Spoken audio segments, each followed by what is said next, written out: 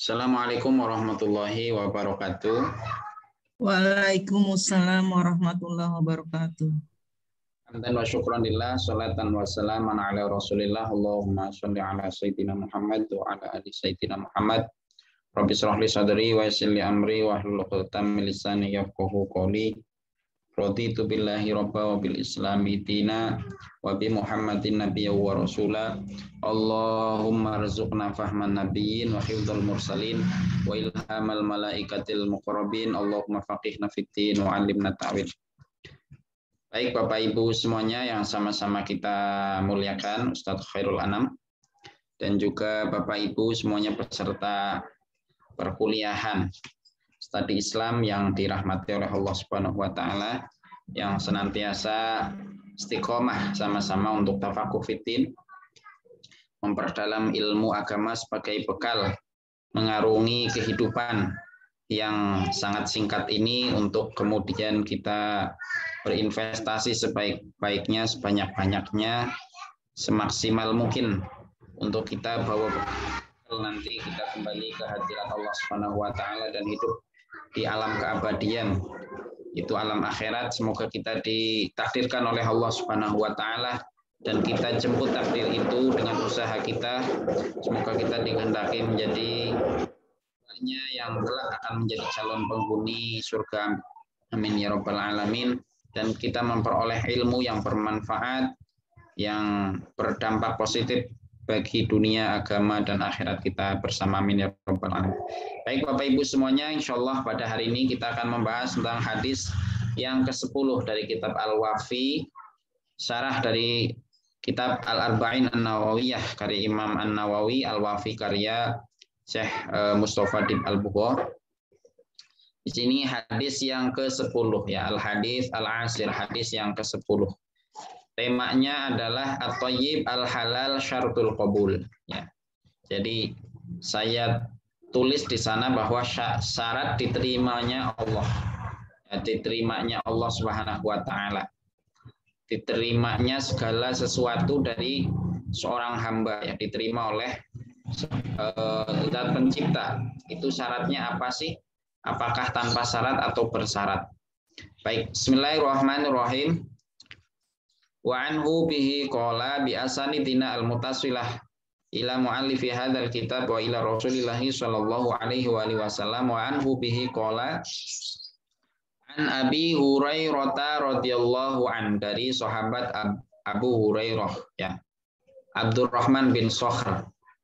Kemudian dipanggil dengan Abu Hurairah karena Hurairah itu dari kata hirotun. Hirotun itu artinya adalah kucing betina. Nah kalau Hurairah itu artinya kucing betina kecil ya. Jadi anak kucing betina.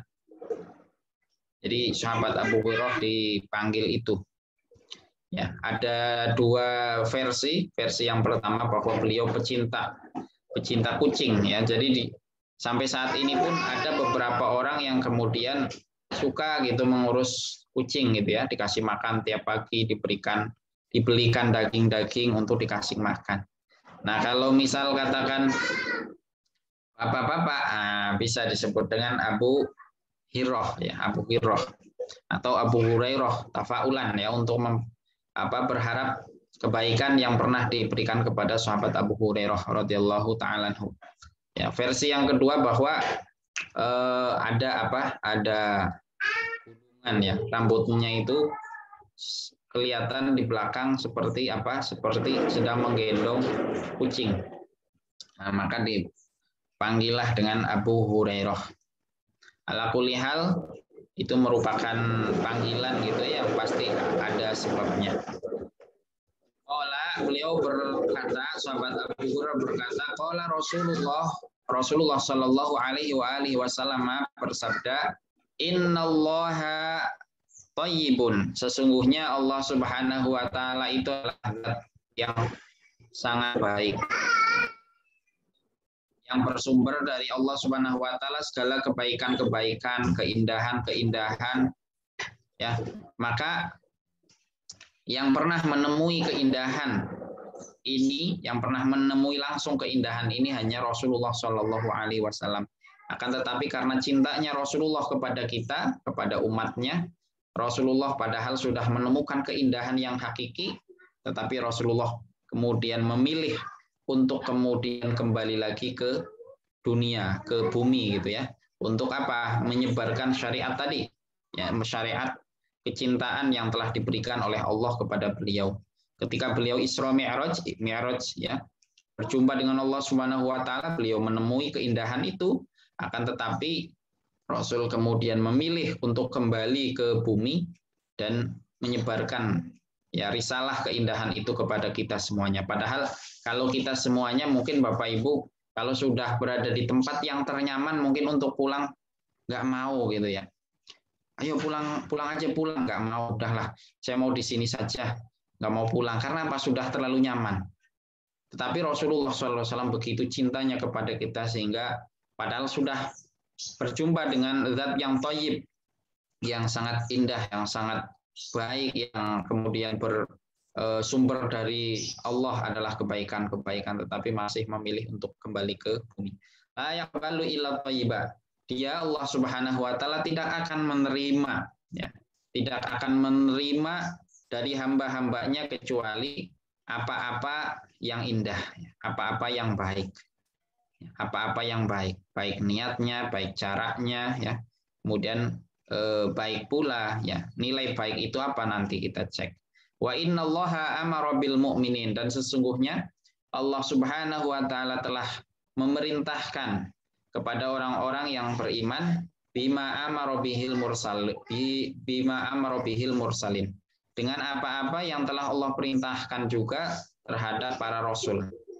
Jadi apa yang diperintahkan kepada orang-orang Islam, ya orang-orang Islam, ya orang-orang mukmin itu juga telah diperintahkan kepada para rasul dan para nabi. Maka tidak benar jika ada siapapun yang mengaku sudah terlampau dekat dengan Allah Subhanahu wa taala kemudian dia lepas dari baju syariah. Itu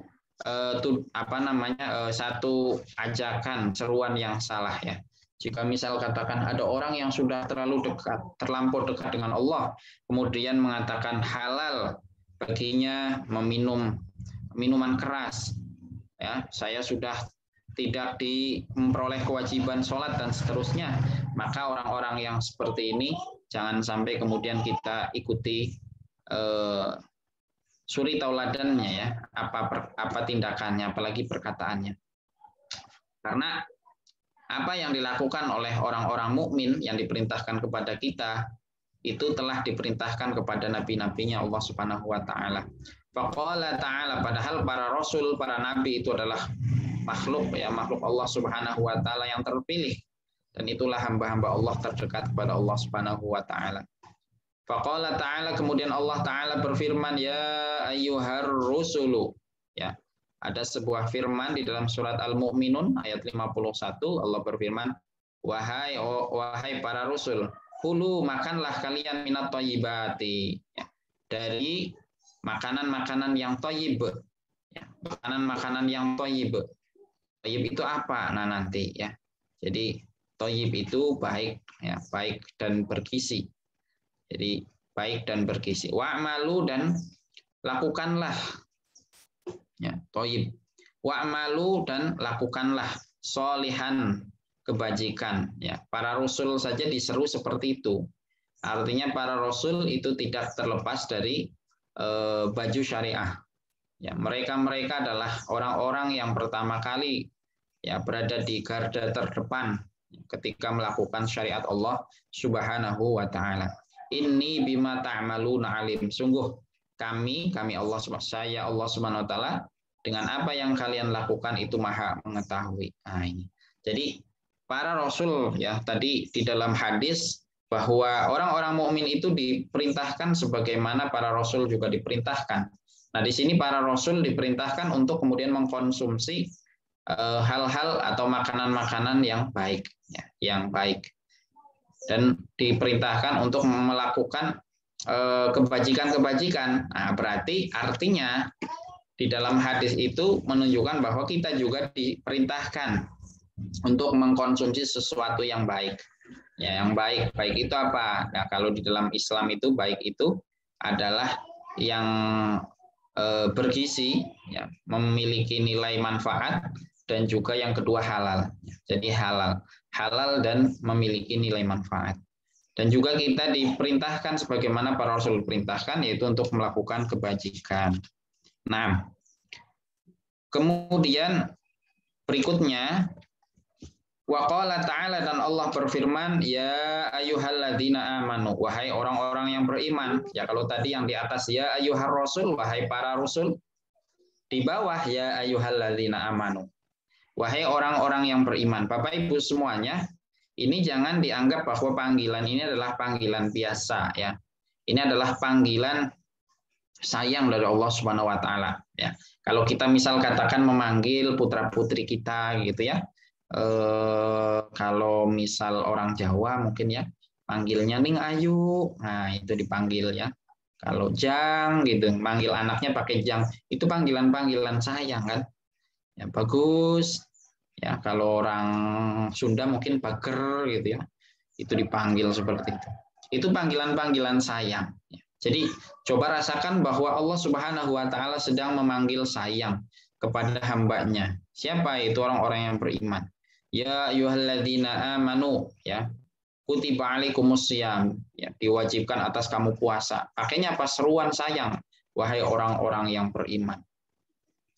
Ya ayyuhalladzina amanu, wahai orang-orang yang beriman, kulu, makanlah kalian, konsumsilah kalian, min thayyibati ma razaqnakum, dari apa-apa yang baik, ya, yang baik, yang bernilai manfaat dan kemudian halal, ya, dari apa yang telah kami rizkikan kepada kalian, ya.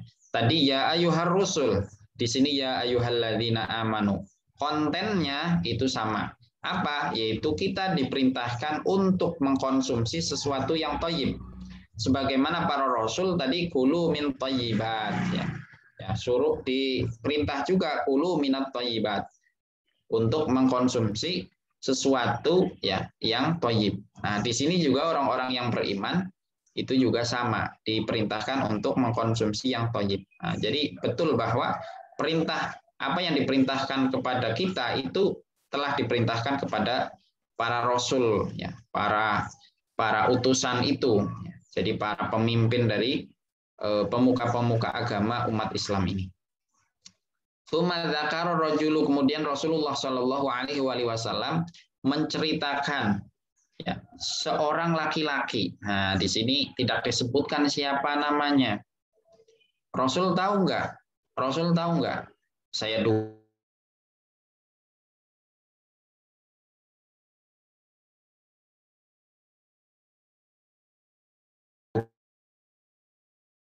buat Rasul tahu.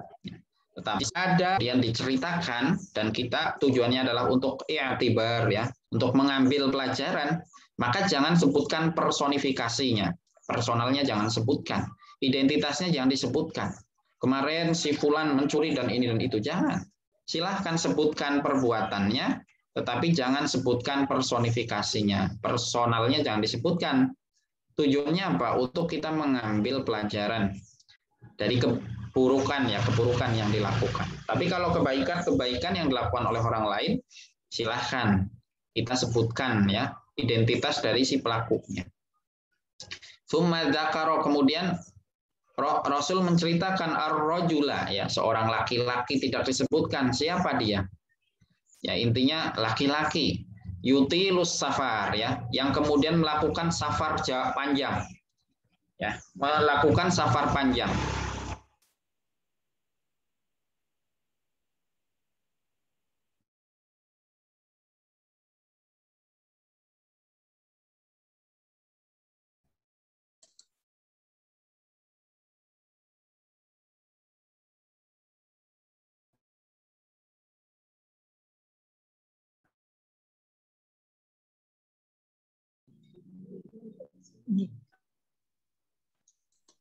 Putus-putus.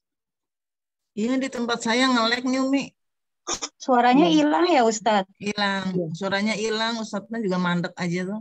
Kayaknya sinyal dari sana deh. Halo, Ustadz Samsudin. Ya, hilang suaranya. Ya. Ditunggu. yang protes nih. Sabar, Bun. Ujian, Bu. Iya. Halo Ustadz Samsudin. Ya, mohon maaf. Baik.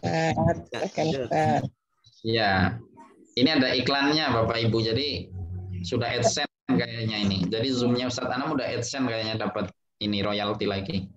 Kemudian yutilus safar ya. Jadi melakukan perjalanan jauh. Artinya potensi doanya ini untuk dikabulkan sangat besar sekali. Asa ahbar ya. Asa ya. Asa rambutnya tidak rapih gitu. Artinya rambutnya ini enggak terurus gitu. Ya, ahbar.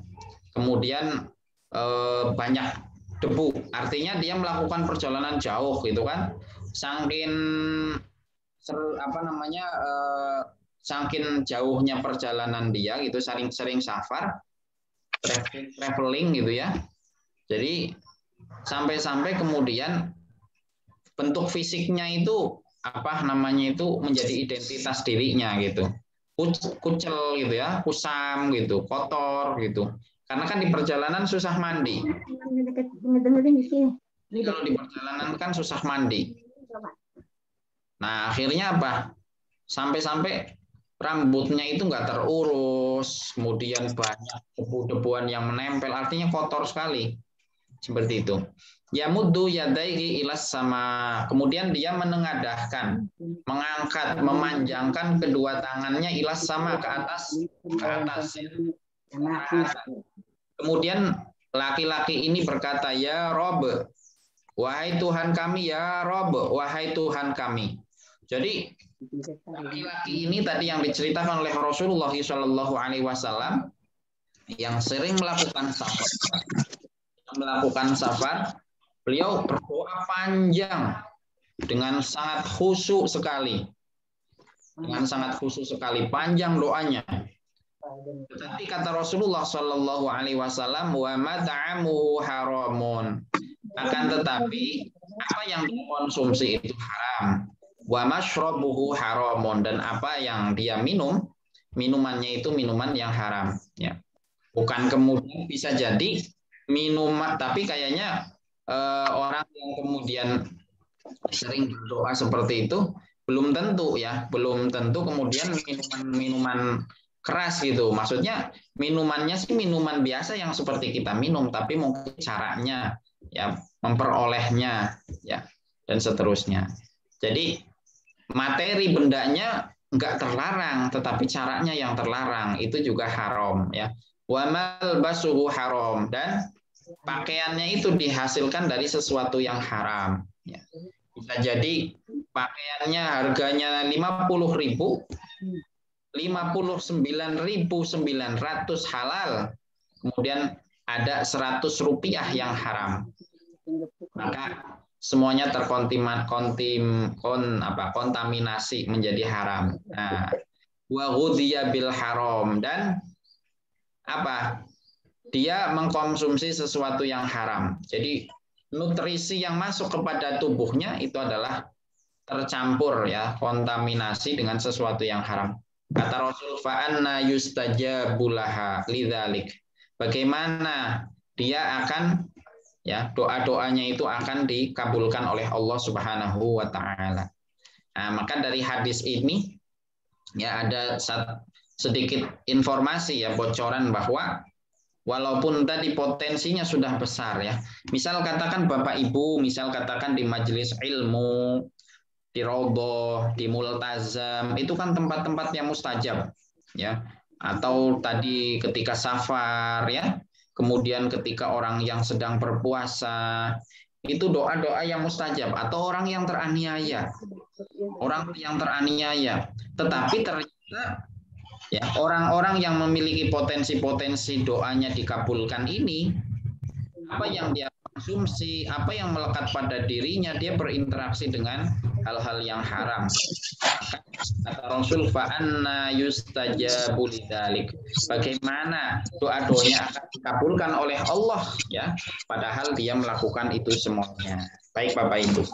Itu sedikit penjelasan dari hadis ya yang tadi silahkan dihafalkan ya, nggak terlalu panjang juga, sedang lah.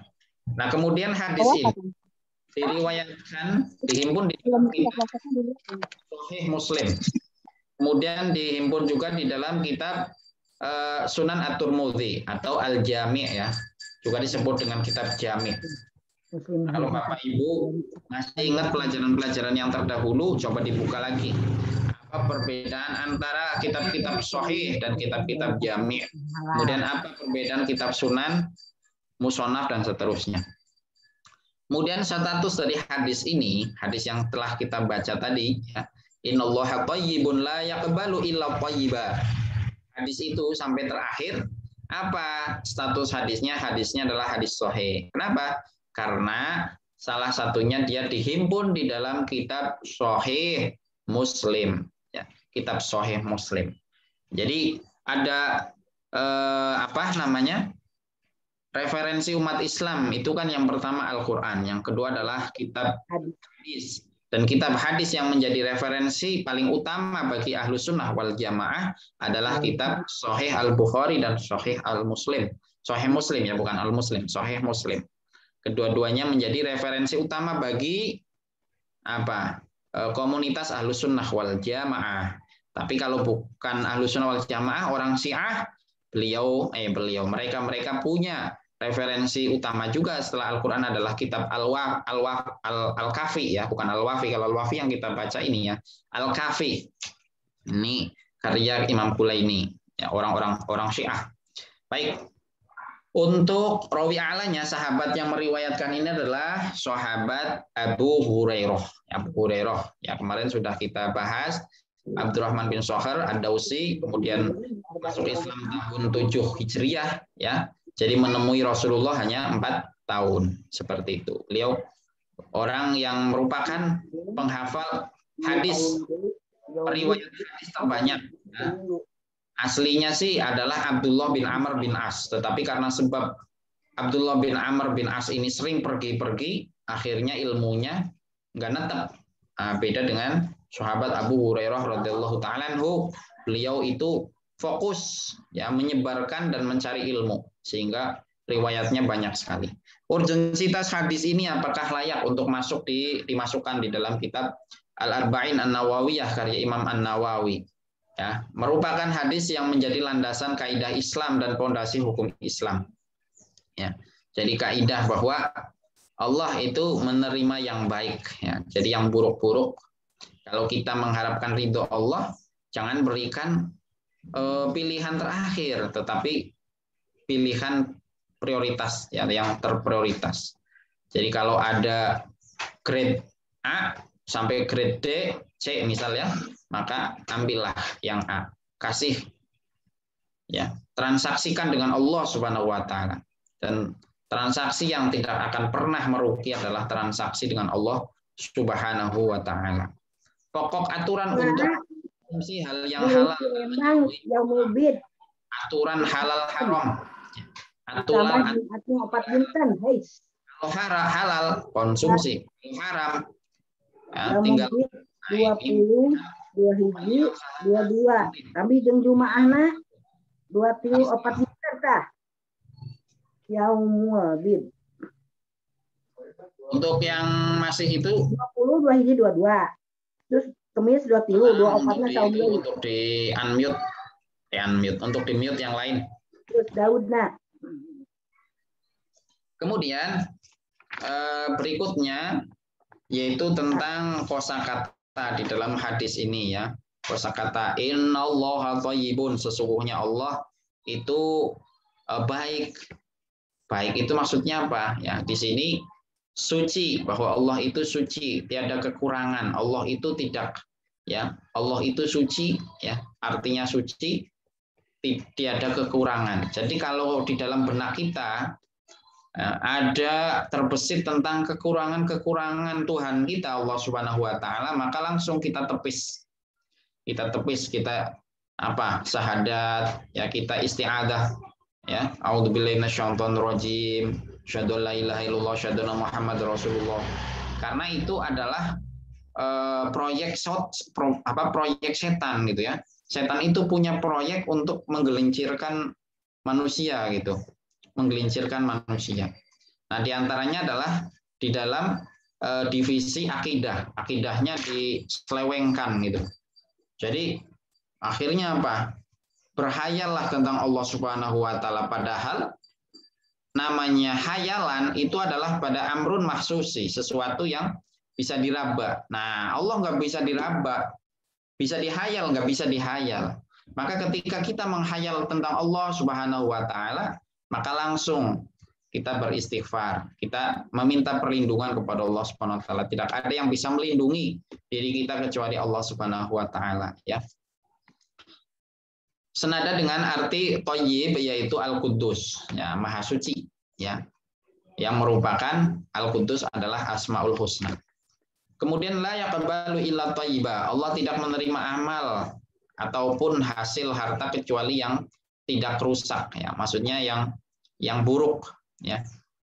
Diartikan bahwa thayyib itu halal, jadi Allah tidak akan menerima kecuali sesuatu yang halal. Ya. Jadi agama Allah Subhanahu Wa Taala, ibadah syariah Allah Subhanahu Wa Taala tidak dibangun, ya, tidak dilandasi dengan sesuatu yang haram. Ya, jadi misal katakan ada orang mensyiarkan agama ini dengan sesuatu yang terlarang, itu bukan seperti itu. Agama Allah itu tidak tidak disebarkan, tidak diperkuat, tidak disupport dengan sesuatu yang terlarang. Misal apa? Misal katakan ngaku membela Rasulullah tapi dengan berbohong. Nah, itu nggak boleh kayak gitu. Atau mengaku membela Rasulullah dengan mencaci maki, nggak boleh. Karena apa? Mencaci maki terlarang, berbohong terlarang kayak gitu. Nah, jadi agama Allah Subhanahu Wa Taala tidak dilandasi dengan sesuatu yang haram. Nah, jadi dengan sesuatu yang halal, ya, cara dan dzatiyahnya. Seperti itu. Amarul mu'minina bima amara bihil mursalin, sama-sama mendapatkan perintah yang sama, baik orang, ya, baik masyarakatnya maupun pemimpinnya sama di hadapan Allah Subhanahu Wa Taala. Inna akramakum indallahi atqakum. Yang termulia, yang memiliki privilege, ya, keistimewaan di hadapan Allah Subhanahu Wa Taala adalah orang-orang yang paling bertakwa. Nah, para nabi, ya tentu beliau-beliau adalah orang yang sangat bertakwa gitu. Tetapi di sini bahwa menunjukkan secara basyariah, ya, secara kemanusiaan itu sama. Apa yang diperintahkan kepada mereka juga diperintahkan kepada kita. Tentu tingkat ketakwaannya berbeda seperti itu, tapi perintahnya sama. Kita sama-sama makan gitu ya, sama-sama makan. Sama-sama makan nasi, yang satunya nasi uduk, yang satunya nasi kuning, yang satunya nasi apa gitu. Nah, kan kemudian satunya nasi Padang, orang Padang makan Padang. Akan memiliki citra rasa yang berbeda-beda, padahal kita sama-sama makan nasi. Ash-as, ya, ash-as yang mengucapkannya lumayan gitu ya. Setelah shin yang makhrajnya berada di wasatul lisan, di tengah-tengah lidah, ditempelkan dengan langit-langit, ya. Ash. Kemudian datang fa yang antara apa?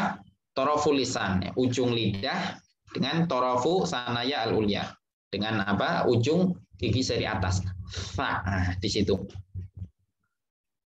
Kemudian ada hamzah ya, yang keluarnya dari tenggorokan bagian bawah yang paling dalam. Kemudian muncul ain yang dari tengah. Nah, ini lumayan juga ya. Jadi gitu. Nah, kalau nggak hati-hati nanti hamzahnya jadi ain. Shinnya jadi sa. Nah, gitu. Makanya hati-hati. Nah, itu. Rambutnya gimbal, tidak terurus lah intinya. Rambutnya tidak terurus, gimbal. Tidak rapih karena tidak disisir. Yang namanya di perjalanan gitu kan sering safar gitu. Bapak Ibu, Bapak ya, para bapak-bapak ini secakep-cakepnya di perjalanan masih cakep. ketika di rumah, walaupun di rumah ini enggak bersolek gitu ya, di perjalanan bersolek, tapi sudah melakukan safar berapa hari, 5 hari, wah pulangnya pasti sudah mengalami beberapa musim ya. Jadi sehingga hemoglobinnya, ya, zat merah darahnya ini berubah-ubah. Jadi merah hitamnya hitam, pulang jadi hitam. Kemudian baru, ya, warna rambutnya berubah karena debu. Ya, jadi kayak merah-merah kayak gitulah, kotor, kusam, menempel sebab jauh dan lamanya melakukan perjalanan. Ya. Ini laki-laki ini disifati oleh Rasulullah, ternyata orang ini rajin beribadah. Ibadahnya Bapak Ibu adalah haji dan jihad. Padahal jihad itu adalah amalan yang luar biasa. Amalan yang sangat luar biasa, jihad. Nah, gitu. Jadi mensupport agama ini dengan jiwa, harta, ya, harta dan jiwanya, langsung dua-duanya. Jadi amalan yang luar biasa. Tuh, padahal amalannya besar ya, amalannya istimewa luar biasa Bapak Ibu. Apalagi yang amalannya itu masih receh-receh gitu, kaleng-kaleng gitu, amalannya masih kaleng-kaleng tapi yang dikonsumsi tadi nggak halal. Waduh, bagaimana? Padahal ini amalannya nggak kaleng-kaleng ini, amalannya luar biasa. Akan tetapi tadi apa yang dikonsumsi itu adalah hal-hal yang kemudian tidak halal. Yamuddu yadaihi ilas sama, menengadahkan kedua tangannya ke langit. Itu tanda berdoa. Menengadahkan tangan ke langit itu bukan berarti Allah Subhanahu wa taala di langit. Kita menghadap ke kiblat itu bukan berarti Allah itu di sana, bukan. Tetapi Allah ya membuat satu aturan supaya seragam. Ya, jadi kiblatnya sholat, arahnya sholat itu ke Ka'bah. Arahnya berdoa itu ke atas, bukan berarti Allah di atas.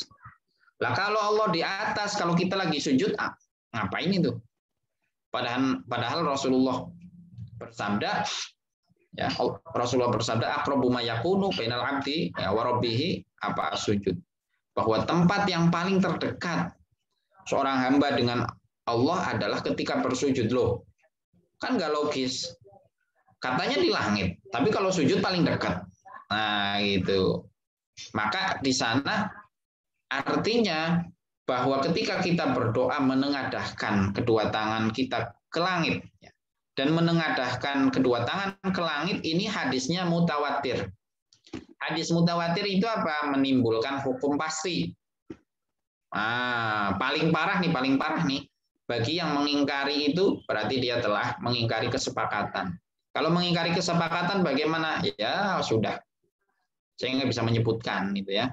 Nanti saya dianggapnya nanti sebagai jamaah takfir, ya. Padahal untuk memasukkan saudara kita untuk masuk ke agama Islam aja sudah sangat susah. Saya sampai usia sampai sekian ini belum ada yang masuk Islam sebab saya. Nggak pernah memasukkan orang lain masuk ke agama Islam. Ini dengan mudahnya kita yang ngusir-ngusir orang yang sudah berada di dalam rumah. Kafir begitu. Waliyadzubillah. Nah, jangan sampai seperti itu. Ya. Jadi menengadahkan kedua tangan ketika kita berdoa. Ini hadisnya mutawatir. Kalau hadis mutawatir nggak boleh diingkari. Kalau hadis ahad masih bisa. Tapi kalau hadis mutawatir nggak bisa. Subhanalladzi asra bi 'abdihi lailan minal masjidil haram ilal masjidil aqsa. Nah, seperti hadis itu.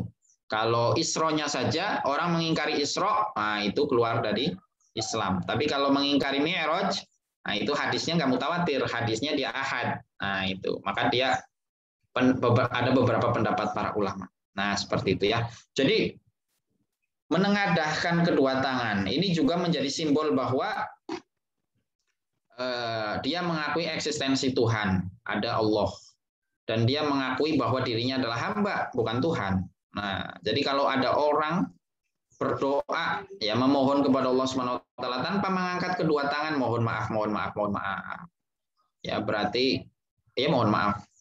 Jadi masih ada terbesit ya rasa sombong ya. Padahal kita kalau meminta kepada orang lain, kita meminta aja tangannya ditengadahkan gitu ya.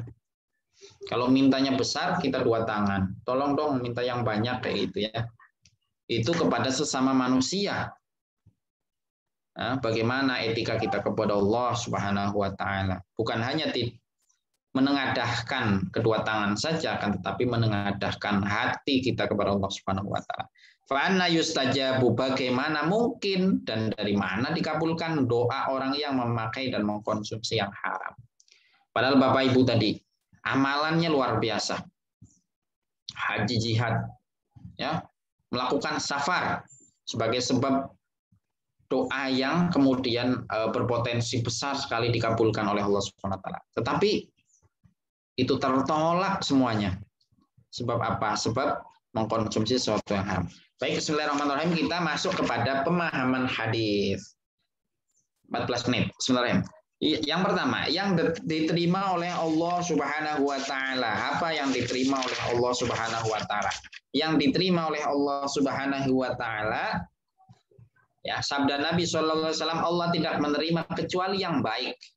Nah, yang baik itu di dalam segala hal, tidak hanya di dalam makanan saja. Amal kita harus baik, harta kita harus baik, ucapan kita harus baik, keyakinan kita, akidah kita harus baik. Ya, nggak boleh sembarang ucapan gitu. Jadi yang diterima ucapan yang baik. Ya, makanya kalau kita kemudian berdoa buruk untuk orang lain, tidak Allah terima untuk orang lain, tetapi langsung dikembalikan kepada si pengucapnya. Jadi amal tidak boleh ada ujub dan riya, ya, merasa bahwa amal itu adalah muncul dari dirinya. Kalau kita pikir-pikir, nggak ada yang muncul dari diri kita. Kita hari ini kita belajar di tempat ini, di majelis ini, ya.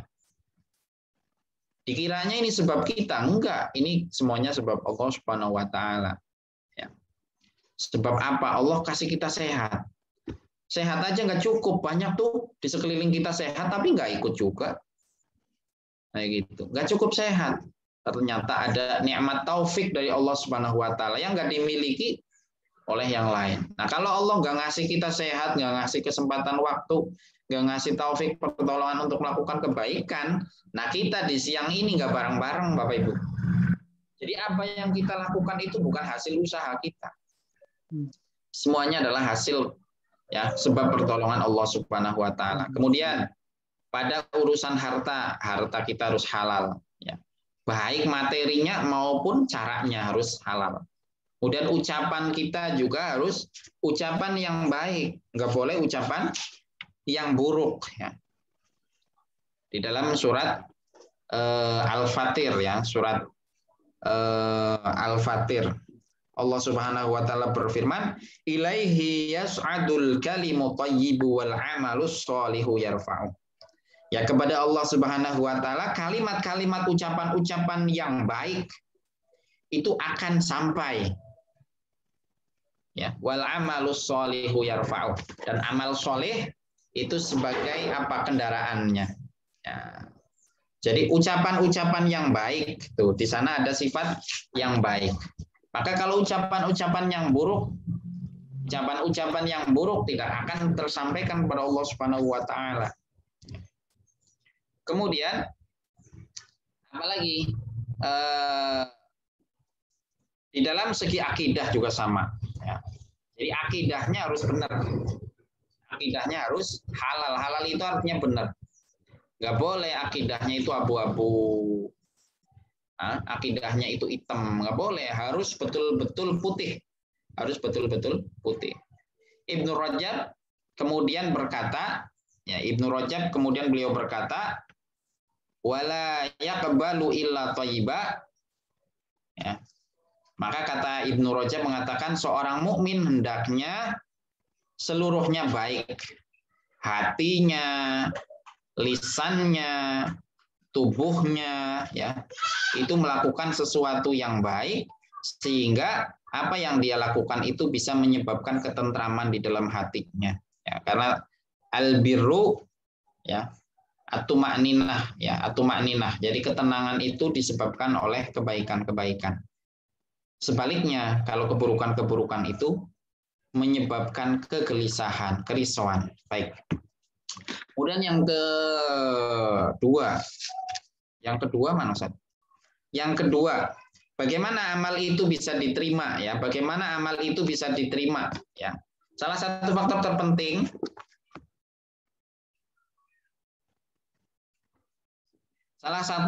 terpenting baik dan diterimanya suatu amal adalah baik dan halalnya apa yang dikonsumsi. Ya, itu tadi sudah ya. Jadi baik itu bernilai positif ya, berdampak positif. Kemudian halal, baik halal zatnya maupun halal caranya. Kemudian yang ketiga adalah intifaul qabul ya. Jadi kalau tidak, apa sih maksudnya Allah nggak menerima itu apa gitu ya? Tadi kan Allah tidak menerima kecuali yang baik. Maksudnya apa itu? Nah kalau ada redaksi ayat Al-Quran ataupun hadis yang menyatakan bahwa Allah tidak menerima layak balu apa gitu, Allah tidak menerima kecuali titik-titik. Maksudnya apa? Ya. Maka maksud dari tidak diterima itu adalah satu, tidak sah. Nah, kalau tidak sah ya berarti artinya nggak sah, itu nggak diterima sama sekali. Contoh misal, la yaqbalullah sholat ahadikum idza ihdatsa hatta yatawaddo. Itu pakainya hamzah ya, mohon maaf salah itu. Allah tidak akan menerima sholat seseorang ketika dia punya hadas sampai sehingga dia wudhu, kecuali dia wudhu. Ya, jadi orang sholat tanpa wudhu yang nggak sah. Allah nggak bakal nerima. Artinya nggak nerima itu maksudnya apa? Artinya sholatnya nggak sah. Artinya sholatnya nggak sah berarti apa? Sholatnya nggak dinilai. Dia masih punya tuntutan, bahkan dia punya dosa di hadapan Allah Subhanahu Wa Taala. Nah, makanya berhati-hati. Sholat, para ulama sepakat bahwa kesepakatan ulama orang yang syarat sah daripada sholat adalah berwudu. Kemudian kok nggak punya wudu, sholat aja gitu ya dalam kondisi normal. Dia tidak sedang mengumpulkan pundi-pundi pahala, tetapi dia sedang mengumpulkan pundi-pundi dosa. Waliyadzubillah. Kemudian yang kedua, yang dimaksud tidak menerima, Allah tidak menerima artinya tidak, ya si pelaku itu tidak memperoleh balasan dan pahala. Sholatnya sih sah gitu ya, amal perbuatannya sah itu. Sah, tetapi dia nggak memperoleh pahala. Nah, seperti apa misal katakan, nah ini contoh nih, ada hadis. La tuqbalu sholatul mar'atil lati zaujuha 'alaiha sakhitun. Tidak bakal diterima sholat seorang istri yang suaminya itu murka. Nah, ini sholat sunnah Bapak Ibu ya, bukan sholat wajib. Maka segala sesuatu sunnah yang dilakukan oleh seorang istri itu harus ada izin dari suaminya. Kalau nggak mau izin, ya jangan jadi istrinya, selesai. Konsekuensinya kalau mau jadi seorang istri, izin. Kalau mau melakukan kesunahan-kesunahan. Mas, boleh nggak besok saya puasa Senin? Boleh nggak saya besok puasa Kamis? Boleh nggak Mas saya ikut kuliah studi Islam online? Izin dulu. Karena apa? Itu pintu surganya. Dan perlu dipahami Bapak Ibu semuanya bahwa pintu surga bagi seorang istri itu sangat mudah dibanding para suami. Nah, kalau para suami kan harus bertanggung jawab pada dirinya, bertanggung pada istri dan anaknya. Tapi kalau seorang istri cukup ya, dia melakukan kewajiban-kewajiban dan dia mencari ridho suaminya, sudah dia dapat tiket ke surga. Nah, kata Rasulullah di sini tidak diterima sholatnya seorang istri yang suaminya dalam kondisi marah kepada dia. Ya, sholat sunnah tapi ini ya yang membutuhkan terhadap izin. Wala man atakahinan, dan tidak akan diterima sholatnya orang yang mendatangi apa ini? Bahasanya apa ya? Kalau bahasa kita dukun, cuman dukun itu kan di kita kan ada dukun bayi itu ya, bukan itu, maksudnya dukun yang nggak benar ini, dukun yang nggak benar, itu bukan dukun-dukun yang itu tadi, dukun sunnah, dukun bayi bukan, tetapi dukun ya tenung lah kayak gitulah. Ya. Wala man syariba khamron, dan tidak akan diterima sholatnya seseorang yang meminum khamr selama 40 hari, sholatnya nggak bakal diterima itu. Seorang istri, kemudian orang yang mendatangi Raja Tenung tadi, kemudian yang meminum minuman keras, itu 40 hari sholatnya nggak diterima oleh Allah Subhanahu wa Ta'ala. Ya, sholatnya sah nggak? Sah, sholatnya sah, tetapi tidak bernilai pahala di hadapan Allah Subhanahu wa Ta'ala. Bahkan bisa mendapatkan dosa tadi kalau misal katakan dia menentang tadi, misal seorang istri menentang kepada suaminya, enggak, saya mau ibadah dulu, mau baca Quran dulu. Nah, padahal kewajiban dia kepada suaminya belum ditunaikan. Nah, kecuali seorang istri kewajibannya sudah ditunaikan semuanya. Ini dasar suaminya aja yang geblek gitu ya. Jadi istrinya nggak boleh melakukan kebaikan apapun, itu beda lagi. Maka kalau bersabar maka pintu surga bagi dia. Ya kalau nggak bersabar ya tinggal ceraikan, minta fashun nikah. Kemudian berikutnya cara seorang mukmin muslim ya. Jadi tidak diterima itu ada dua. Tidak diterima maksudnya nggak sah. Yang kedua tidak diterima maksudnya si pelakunya nggak mendapatkan pahala. Kemudian cara seorang muslim keluar dari sesuatu yang haram. Nah itu misal katakan kita memegang sesuatu yang haram, tetapi bukan milik kita gitu ya. Maka yang pertama, ini riwayat dari Imam Malik ya, bukan Imam Malik bin Anas bukan ya, tetapi Malik bin Dinar ya. Beliau berpendapat bahwa mensedekahkan dan meniatkan pahalanya untuk si pemiliknya. Kita misal katakan,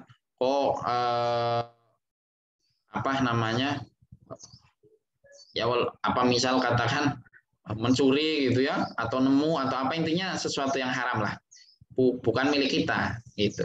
Yang itu kalau kita konsumsi haram bagi kita. Maka caranya ada yang berpendapat sedekahkan. Ya kalau kita nggak menemukan orangnya yang punya, sedekahkan.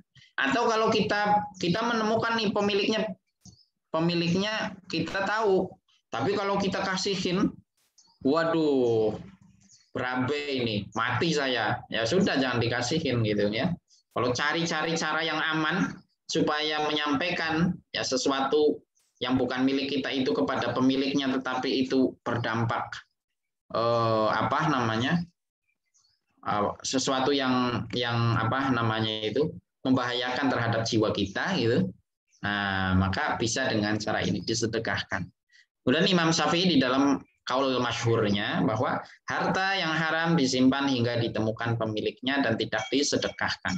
Tentu ini adalah hal-hal yang atau sesuatu yang tidak rusak gitu ya. Kalau rusak bagaimana? Nah, itu pembahasannya panjang, ini bab fikih lah intinya. Tapi ini dasaran-dasarannya aja yang diberikan ya. Kemudian Fudail bin Iyad beliau berkata, harta haram yang tidak diketahui pemiliknya dihancurkan lalu dibuang di laut dan tidak disedekahkan. Ini menurut beliau. Pemiliknya nggak diketahui, sudah dihancurin aja. Supaya apa? Sesuatu yang haram ini hilang. Jadi nggak ada yang haram itu muncul kayak gitu. Ini menurut Fudail bin Iyad. Tetapi para ulama ya, mayoritas para ulama berpendapat tidak boleh menyia-nyiakan sesuatu. Ya, maka bagaimana ya? Tidak boleh merusak dan menyia-nyiakan harta, namun disedekahkan dan agar pahalanya kembali kepada pemiliknya. Nah, ini tadi seperti pendapat Malik bin Dinar. Ya. Jadi disedekahkan supaya pahalanya itu sampai kepada si pemiliknya. Nah, saya sedekahkan di mana aja diniatkan ini supaya pahalanya untuk yang punya ini. Nah, kita nggak tahu siapa yang punya, ya sudah. Allah Maha tahu ya pahalanya untuk yang punya. Nah, sudah. Nah, itu supaya apa? Terhindar dari sesuatu yang haram. Baik. Kemudian berikutnya adalah yang kelima, sebab-sebab ya, faktor-faktor dikabulkannya doa. Faktor-faktor dikabulkannya doa. Yang pertama safar. Tadi ya, safar. Jadi kalau orang yang sedang safar, jauh ataupun dekat, safar gitu. Dan kita sebenarnya secara lebih luas, kita itu kondisi kita semuanya dalam safar. Safar menuju akhirat gitu ya. Maka kita safar semua itu sebenarnya tuh. Maka kalau bagi orang yang paham dengan situasi ini, ya, dia di level ini, memahami bahwa kehidupan dia di dunia ini hanya sebatas safar, maka dia akan selalu berdoa. Karena meyakini setiap doa yang dia untaikan, mohonkan kepada Allah Subhanahu wa taala itu berada di kondisi-kondisi dan di waktu-waktu yang mustajab. Nah, itu orang-orang khusus. Kalau kita kan milih-milih gitu ya. Kalau safarnya jauh baru doa gitu ya. Padahal kalau mau ke tetangga juga safar juga gitu ya. Baik. Kemudian yang kedua, menampakkan kehinaan fisik di hadapan Allah. Makanya tadi mengangkat kedua tangan itu menampakkan kehinaan fisik. Maka seorang yang makin merasa dirinya hina di hadapan Allah Subhanahu wa taala, maka Allah akan tinggikan derajatnya. Ya, man tawaddu'a rafa'ahullah. Orang yang membumikan hatinya dibumikan, itu akan Allah langitkan orang ini. Tetapi sebaliknya takabbaro, orang yang kemudian hatinya dilangitkan, sombong maksudnya, ya, maka wadu'ahullah, dia akan jerumuskan ya, ke dalam sedalam-dalamnya di bumi. Artinya nggak bakal dia itu terkenal di langit. Kemudian menengadahkan kedua tangan ke langit. Nah, ini juga menandakan kehinaan fisik. Maka ketika kita sujud, itu menandakan kita simbol kita ya di hadapan Allah, kita simbol bahwa kita itu sangat hina gitu. Ya, sangat nggak nyambung sekali kalau ada orang sujud gitu ya. Padahal itu simbol kehinaan, kemudian dia muncul kesombongan. Nah, itu masuk akal lagi gitu. Ya. Kayak orang minta-minta tapi ngomong ya, tolong dong saya minta uang 100 juta gitu. Tapi saya punya loh uang di ATM saya ada 2 triliun. Kan aneh orang yang kayak gitu. Nah, kemudian yang keempat adalah meminta terus-menerus, al-ilhah. Terus-menerus tanpa berhenti kepada Allah Subhanahu wa taala. Karena apa Bapak Ibu? Karena Allah Subhanahu wa taala semakin diminta, semakin banyak diminta, semakin cinta kepada kita. Karena menandakan bahwa kita itu adalah seorang hamba yang butuh kepada penciptanya. Tapi kalau kita jarang meminta atau bahkan tidak meminta sama sekali, Allah itu akan tidak sayang, ya, tidak cinta, tidak kenal sama kita. Beda kalau kita ya, kalau kita itu diminta sekali 2 kali masih oke. Kalau 3 kali kamu minta-minta terus, gitu marah ya. Tapi Allah enggak. Semakin diminta, semakin cinta. Itulah Allah Subhanahu wa taala. Kalau zat yang seperti itu, bagaimana kita bisa menyamakannya dengan manusia, makhluk? Nggak bisa. Nggak bakal ada yang menyamai. Tetapi Allah Subhanahu wa taala menciptakan manusia-manusia pilihan yang Allah pilih untuk menjadi representatif beliau ya di dunia ini. Maka ada manusia-manusia yang kalau diminta pasti ngasih. Cari saja, masih ada sampai zaman sekarang. Coba dulu zamannya Rasulullah. Rasulullah itu kalau diminta pasti ngasih, apapun ngasih. Ya. Silahkan baca sejarah Rasulullah, hadis-hadis Rasulullah Shallallahu alaihi wasallam, bagaimana Rasulullah ya kalau menyampaikan sesuatu, ada yang minta kasih, ada yang minta kasih. Rasul, saya minta surga, kasih. Surga jadi kasih, Ibu. Ya.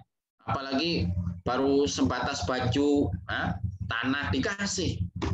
Kayak gitu. Nah, saat ini dan sampai akhir zaman nanti Allah pasti di setiap masanya ada orang-orang yang Allah ciptakan seperti itu. Diminta apapun ngasih. Mungkin kalau jiwanya disuruh untuk dikorbankan, ya itu pun akan diberikan.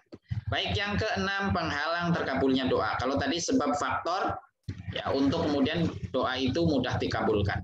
Kemudian yang keenam ini penghalang terkabulnya doa. Ya, jadi faktor ya,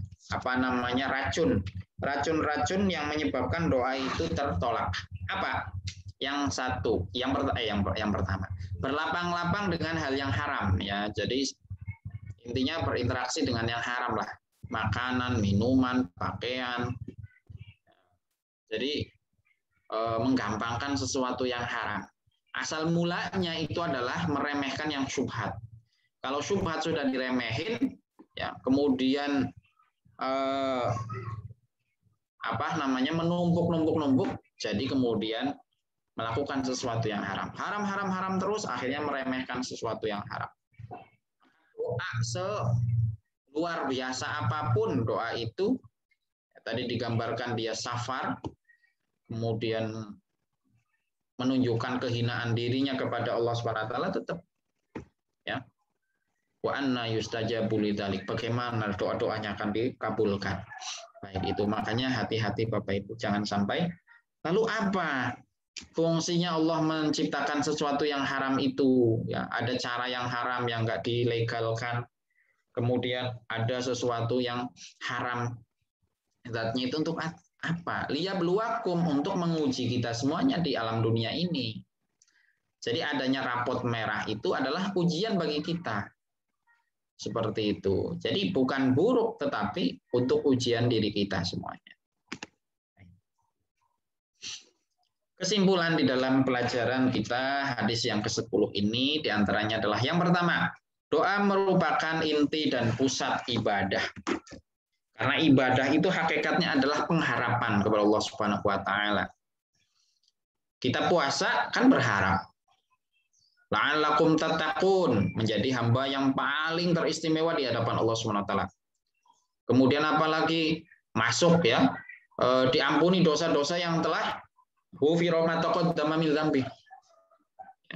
Berharap supaya apa?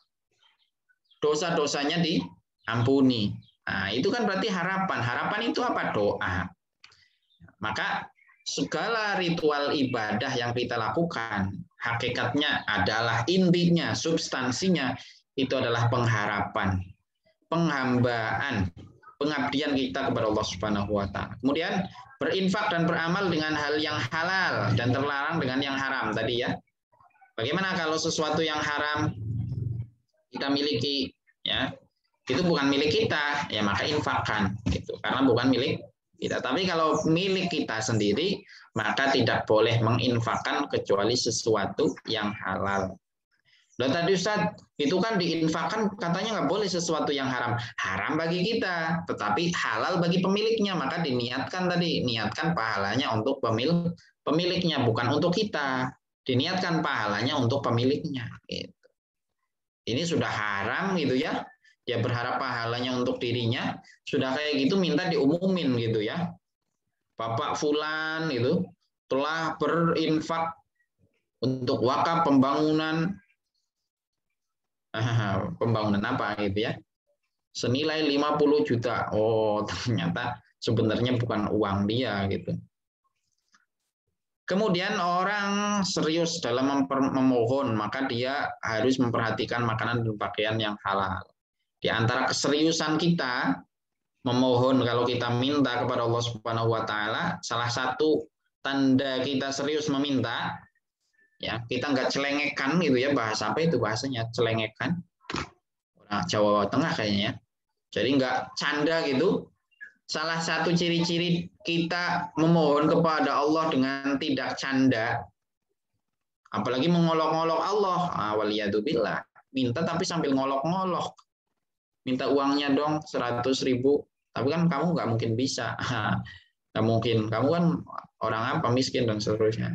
Minta tapi sambil ngolok-ngolok, kamu kan orang jelek, sambil ngolok-ngolok. Ya, tanda-tanda kita memohon kepada Allah SWT dalam kondisi serius, itu adalah apa yang kita makan, apa yang kita pakai, itu adalah sesuatu yang halal. Sebaliknya berarti, kalau kita mengkonsumsi sesuatu yang haram, ya, memakai sesuatu yang haram, fasilitasnya dari sesuatu yang haram, maka apa? Kita telah menertawakan ya. Kita memohon kepada Allah itu sambil canda. Itu. Kemudian Allah menerima infak mukmin yang halal dan memberkahinya. Kalau halal diberkahi. Ya, kalau haram sudah nggak diterima, dibinasakan lagi. Ya gitu ya. Jadi sesuatu yang haram dibinasakan. Nah, seperti itu. Baik, kiranya ini Ustaz Anam selesai. Wallahu alam.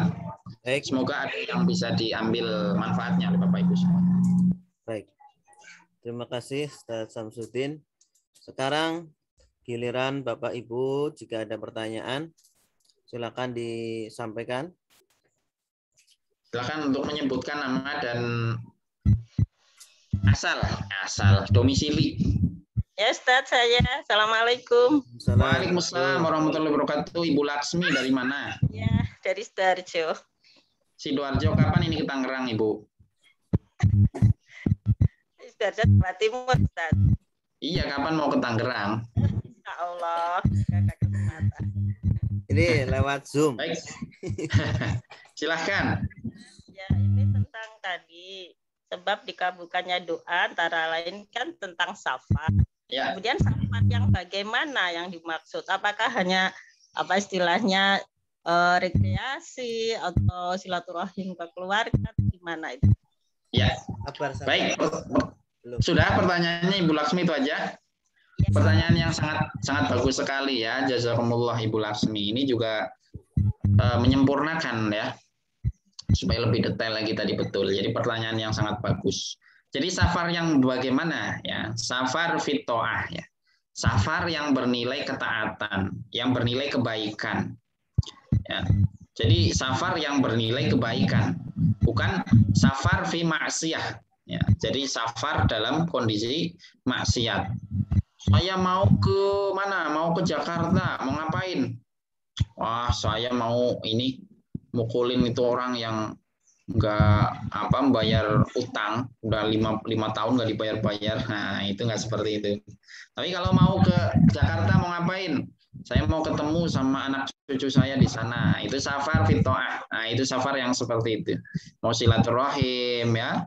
Kemudian misal orang yang mencari nafkah, tadi berhaji, yaitu intinya safar dalam kondisi taat, bukan safar dalam kondisi maksiat. Yang niatnya sudah maksiat, Mau kemana nih? Mau ke sana, mau ngapain? Mau rekreasi. Rekreasi untuk apa? Ya untuk menghilangkan pusing gitu ya. Jadi mayoritas lebih dominan untuk lalai kepada Allah. Nah, beda lagi. Mau kemana nih? Mau ke sana ngapain? Saya mau tadabbur alam, wisata tapi tadabbur alam. Nah, itu untuk apa? Untuk kemudian lebih mengenal ya dari tanda-tanda kebesaran Allah yang berupa makhluk ini, untuk kemudian digali kebesaran Allah Subhanahu wa taala. Maka yang seperti itu safarnya safar fitoah. Seperti itu ya. Jadi niatnya untuk apa? Nah, itu. Jadi yang diterima, yang menjadi faktor penyebab ya, potensi doa itu mudah dikabulkan adalah safar-safar dalam kondisi ketaatan. Bukan sembarang safar ya, bukan sembarang bepergian, tetapi safar yang diniatkan atau bertujuan untuk satu ketaatan. Itu bukan kemudian safar-safar yang penting pergi ngelancong aja kayak gitu, enggak. Ya, misal ada yang ngelancong tapi niatnya apa? Nyari rezeki. Nah, untuk siapa? Anak istrinya di kampung. Nah, itu safar yang fitoah. Orang-orang yang seperti ini dia disebut dengan safar ini, safar. Ya, kemudian doanya berpotensi dikabulkannya itu sangat besar sekali. Jazakumullah Ibu Laksmi atas pertanyaannya ya. Jadi nggak sembarang safar Bapak Ibu, tetapi safar fitoah ya. Bepergian dalam keniatan ketaatan kepada Allah Subhanahu wa taala. Tadi contohnya silaturahim ya, kemudian apalagi misal mau nyari ilmu, nah itu safarnya juga mau haji seperti itu dan yang lain-lain. Baik, barakallahu fiik. Berikutnya jika ada.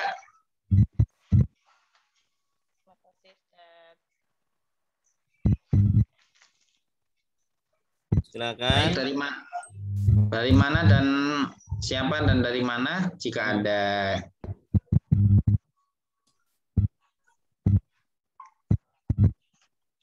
Enggak ada. Halo Ustaz, Assalamualaikum. Salam warahmatullahi wabarakatuh. Dengan siapa di mana? Nih Pak Ali Rosyidi, semoga Ustaz sehat selalu, bahagia berkah semuanya. Siapa? Ali Rosyidi. Masya Allah, barakallahu fiik. Insya Allah Pak Ali. Man ma'ali fa'ali katanya. Orang yang bersama Pak Ali akan ditinggikan derajatnya katanya. Amin, makasih Ustaz. Jadi Ustaz mau tanya, yang masalah itu kan yang makanan haram ya. Saya pernah membaca apa ya di Arba'in atau berapa itu yang mengatakan man akala luqmatin min haramin itu termasuk hadis apa Ustaz? Oh, tadi ditutup ya. Terus Yang itu kan saya pernah baca yang mengatakan begini, man akala luqmatan min haramin fala yuqbalu arba'in. Itu benar hadis atau apa Ustaz? ya. Sudah tadi? Udah cukup. Iya. Nah, tadi kan sudah dijelasin Pak Ali barakallahu fiik lah, jazakumullah pertanyaannya. Tadi sudah dijelaskan, disinggung tadi. Orang yang makan tadi ya, yang makan apa? Makan yang haram. Ya, yang kemudian yang tadi yang satu istri dulu ya. Istri yang melakukan ketaatan tapi tanpa seizin suaminya gitu ya. Ketaatan sunnah tapi bukan ketaatan wajib. Kemudian yang kedua tadi adalah apa tadi, lupa saya malah.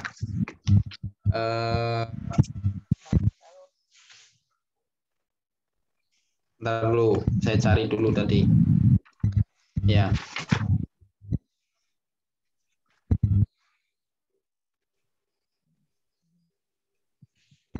Ya betul itu. Jadi ada hadisnya ya Pak Ali, Pak Ali Rosyidi tadi ada hadisnya. Itu hadisnya adalah hadisnya diriwayatkan oleh Abu Yahya Al-Qattan. Nah, redaksi hadisnya itu gini. Hadisnya itu adalah Rasulullah SAW bersabda kepada Sa'ad. Kata Rasulullah berwasiat kepada Sa'ad, atib mat'amaka, ya. Toyibkanlah, ya, baikkanlah makananmu, takun mustajabad da'wah. Maka kamu doanya akan diijabahi, kata Rasulullah. Walladzi nafsu Muhammadin, demi zat yang Nabi Muhammad berada di genggamannya, innal abda la yaqdhiful luqmah. Sesungguhnya seorang hamba yang memasukkan satu suapan al-haram, yang haram, fi jawfi, di ke dalam perutnya, ma yataqabbalullahu minhu. Allah tidak akan menerima darinya amalan arba'ina yauman. Tidak akan menerima amal selama 40 hari. Bukan berarti amalnya nggak sah ya. Bukan arti amalannya nggak sah. Amalannya tetap sah Bapak Ali. Ya sholatnya sah, tetapi dia nggak mendapatkan kebayaran dari Allah Subhanahu wa taala. Gitu. Jadi dapatnya cuma capek. Ya sudah, kalau kayak gitu nggak usah sholat aja Ustadz. Nah, kalau nggak sholat, dia dapat tuntutan di hadapan Allah Subhanahu wa taala, daftar hadirnya kosong. Nah, ditanya sama Allah, kamu kenapa kosong ini? Dapat dosa. Tapi kalau tadi dia makan haram gitu, selama 40 hari sholatnya nggak diterima. Tapi sah, sholatnya sah-sah, tetapi dia nggak mendapatkan pahala. Ya, nggak dapetin pahala. Kayak orang puasa tapi masih ngomong jelek kayak gitu ya. Ya rofas, ngomong rofas. Nah, itu juga apa namanya, pahalanya hilang gitu. Puasanya sah nggak? Puasanya sah. Ya, artinya dia nggak dapat tuntutan di hadapan Allah Subhanahu wa taala. Ada daftar hadirnya tetapi nggak dapat bayaran dari Allah Subhanahu wa taala. Ya, itu ada hadisnya ya tadi. Jadi selama 40 hari ya, yang memasukkan satu suapan saja itu, satu suapan. Kalau bersuap-suap gimana, Pak? Waduh, nggak bisa membayangkan itu kalau bersuap-suap. Satu suapnya saja 40 hari, sholatnya nggak bakal diterima. Artinya sholatnya sah, tetapi nggak dapat pahala. Ya, jadi selama 40 hari, dia nggak mendapatkan pahala dari Allah Subhanahu wa taala atas sholat yang dia lakukan. Nah, kalau sholat aja nggak diterima, lalu ibadah-ibadah yang lain bagaimana itu selama 40 hari? Ya, wallahu alam ya, karena Rasulullah nggak menyebutkan. Akan tetapi ternyata pimpinan dari koordinator dari ibadahnya aja nggak diterima, apalagi ibadah-ibadah yang lain. Artinya amalan-amalan selama 40 hari ini ya masih abu-abu, itu belum jelas. Itu Pak Ali Rosidi ya. Jadi kalau pertanyaannya apakah itu hadis, betul hadis, jawabannya itu aja. Baik, ada pertanyaan lagi? Pertanyaan terakhir mungkin. Assalamualaikum Ustaz. Waalaikumsalam warahmatullahi wabarakatuh. Dengan siapa di mana? Ibu Rafniza di Depok Ustaz. Baik, sehat Ibu Rafniza? Alhamdulillah, berkat doa selamat dari semuanya. Amin, sama-sama mendoakan. Nanti ditunggu di Tangerang Ibu. Insya Allah berdekatan, itu hanya sebelah-sebelah aja Ustaz ya. Iya, dekat dengan itu enggak, Transmart Depok. Oh, enggak tuh Ustaz. Dekatnya dekat Pasar Segar, tempat membuat SIM. Oh baik ya, semoga bisa ada kesempatan. Amin. Bisa berjumpa secara jasad. Baik, silakan Ibu. Pertanyaannya terkait dengan makanan halal dan haram. Itu saatnya sekarang ini kita kalau makanan-makanan yang jelas ada logo halalnya, gitu ya. Jelas ada logo halalnya, kita boleh dimakan gitu. Tapi seandainya kalau logo halal sudah ada, tapi kita juga meragukan unsur proses pembuatan, hal-hal yang terkandung, nah, itu gimana Ustaz? Kan secara pribadi saya mengatakan kalau itu kita tinggalkan saja karena ragu. Tapi itu kan pendapat saya pribadi. Nah ini saya ingin minta pendapat minta pencerahan dari Ustaz bagaimana menyikapi itu. Baik, terima kasih Bapak Ibu Rafniza. Barakallahu fiik. Iya, jadi bagaimana sikap kita ya? Sikap kita. Itu sikap Ibu sudah benar bahwa da'ma yaribuk ila ma la yaribuk.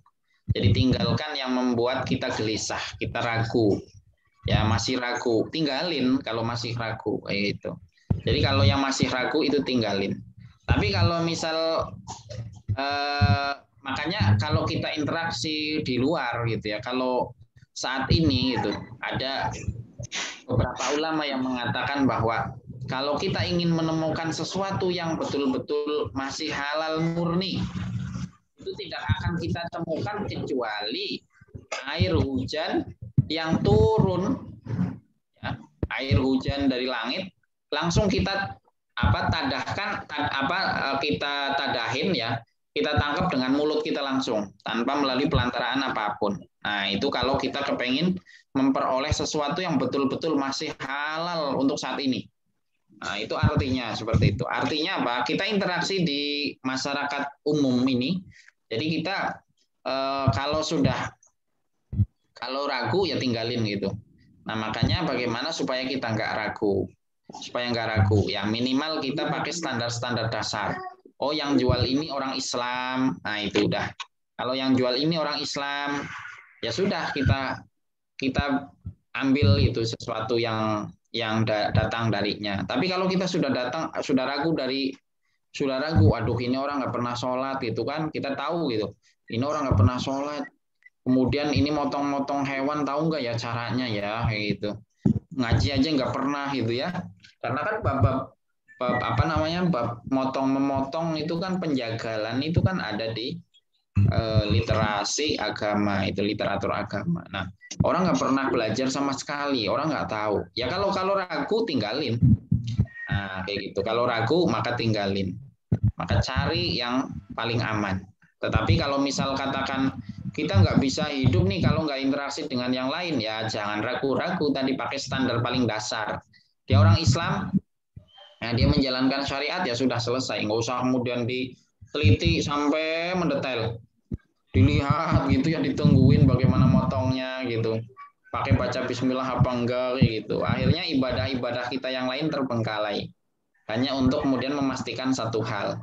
Nah seperti itu. Maka kalau kepengen nggak terlalu ribet ya maka kita lakukan sendiri gitu. Jadi semuanya hasil sendiri.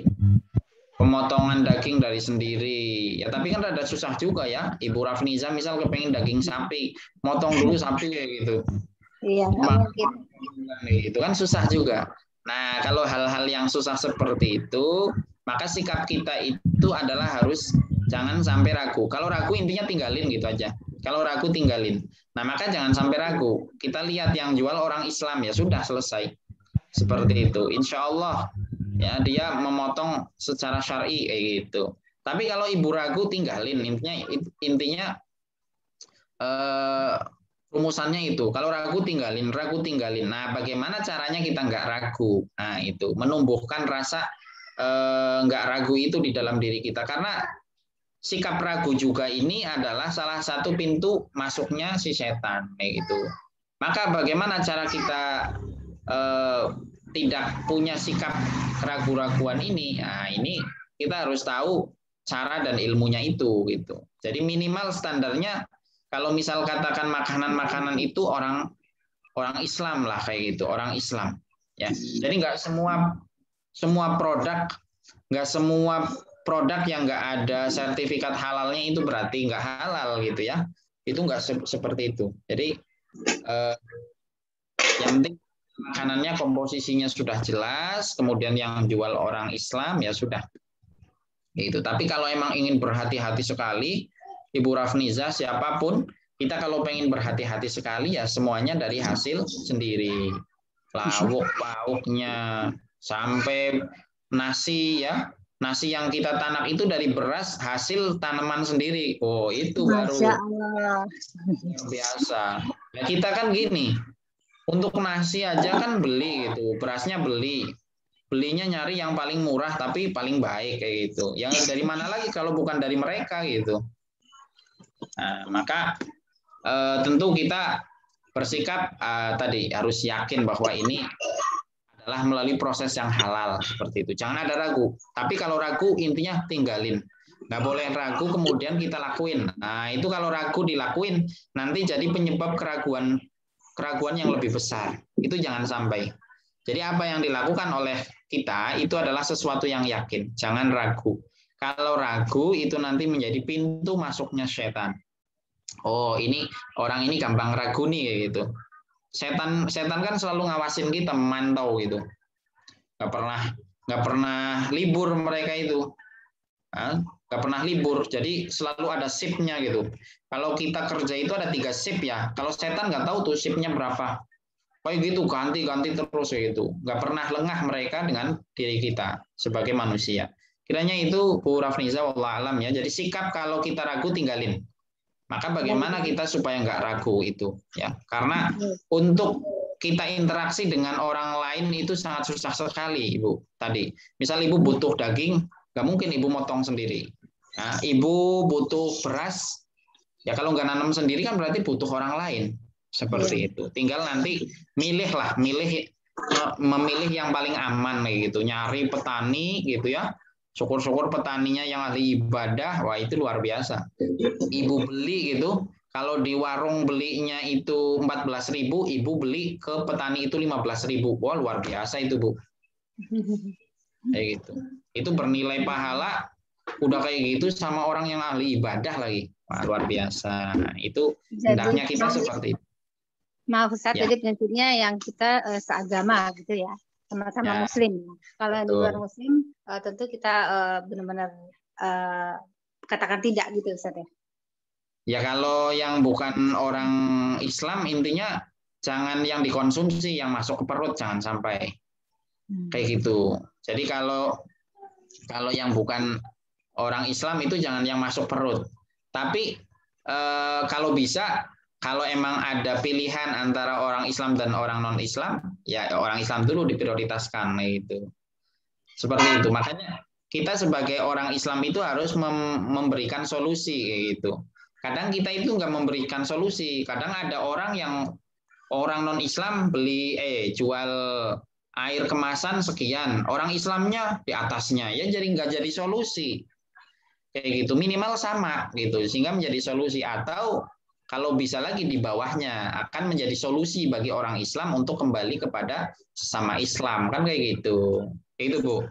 Ya, jadi kalau misal katakan interaksi dengan non-Islam, ya, dan itu tidak bisa terelakkan, maka sesuatu yang tidak dikonsumsi, ya, tidak dikonsumsi. Walaupun tadi kan ada ya sesuatu yang haram. Nah, haram di sini kalau yang bukan dikonsumsi itu bukan haram ininya ya, tapi haram kita memperolehnya gitu. Jadi kalau kita memperolehnya dengan cara yang halal ya sudah menjadi halal bagi kita. Seperti itu, Ibu. Baik, Ustaz. Jazakallah. Wa iyyakum. Kiranya cukup Ustadz Anam. Ini sudah tepat sekali nih 10.30 karena Ustadz Anam ada tugas juga. Baik, terima kasih Ustadz Samsudin. Sama. Semoga apa yang disampaikan bisa menjadi pemberat timbangan kebaikan nanti di akhirat. Amin, amin, amin. Semuanya juga semoga sehat walafiat dan semoga kita semuanya mendapatkan pahala yang setimpal. Amin ya rabbal alamin. Mari kita tutup dengan doa kafaratul majlis. Subhanakallahumma wa bihamdika asyhadu an la ilaha illa anta astaghfiruka wa atubu ilaik. Wassalamualaikum warahmatullahi wabarakatuh. Waalaikumsalam warahmatullahi wabarakatuh. Jazakallah Ustaz Anam. Terima kasih Ustaz. Izin lebih Ustaz. Assalamualaikum. Terima kasih Ustaz Samsudin dan Ustaz Anam. Ya. Ustaz. Terima kasih Ustaz. Afwan Ibu Fatima absen Ustaz. Ya, siap Bu. Jazakallah khairan.